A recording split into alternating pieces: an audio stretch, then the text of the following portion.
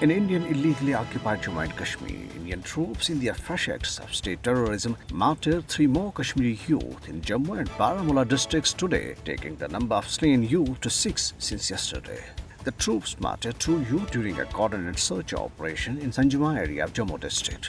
Occupation forces claimed that the youth were martyred in retaliation of an attack wherein they killed 1 soldier and injured 9 others. The slain soldier has been identified as Assistant Sub-Inspector S.P. Patel of the CISF.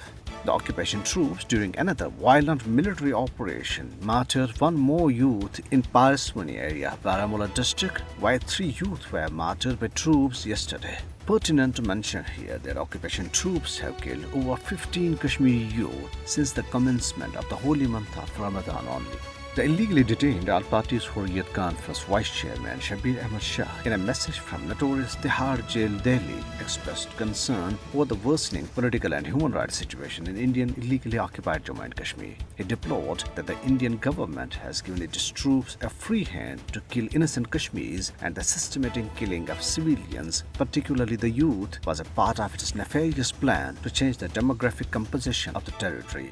A complete shutdown will be observed in Indian illegally occupied Jammu and Kashmir on Sunday on the visit of the Indian Prime Minister Narendra Modi. Call for the strike has been given by the Al-Party's Hurriyat Conference to register protest against India's illegal occupation of Jammu and Kashmir. The APHC has also called for anti-India protest demonstrations in Azad Kashmir and in capitals of world major powers by the Kashmiri diaspora against Indian crimes against humanity in Kashmir. The so-called security has been beefed up across the occupied territory, especially in Jammu region, ahead of Narendra Modi's visit. Indian police and paramilitary personnel deployed in strength are conducting random checking of vehicles and frisking of passengers in the territory. The forces personnel are using CCTV cameras to keep a watch on the movement of the people. Sharpshooters have been deployed at high-rise buildings, while drone cameras and sniffer dogs have been pressed into service.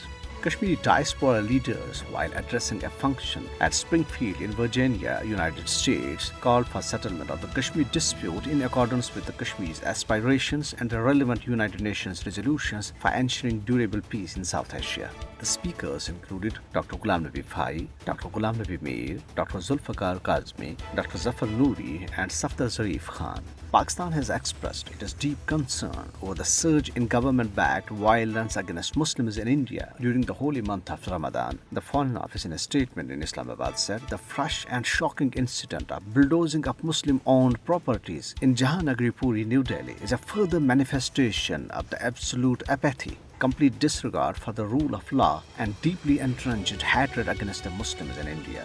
Meanwhile, various Sikh activists staged a demonstration in Srinagar to protest the demolition drive launched against Muslims in New Delhi's Jahanagari Puri area and several other parts of India. The protesters said that the Sikhs stand with the Muslims whose houses were demolished as a part of hate campaign against them. Communist Party of India Marxist CPIM leader Ghulam Nabi Malik has said that the continued arrests and harassment of youth is deeply distressing for them and intensifying their sense of anger and alienation.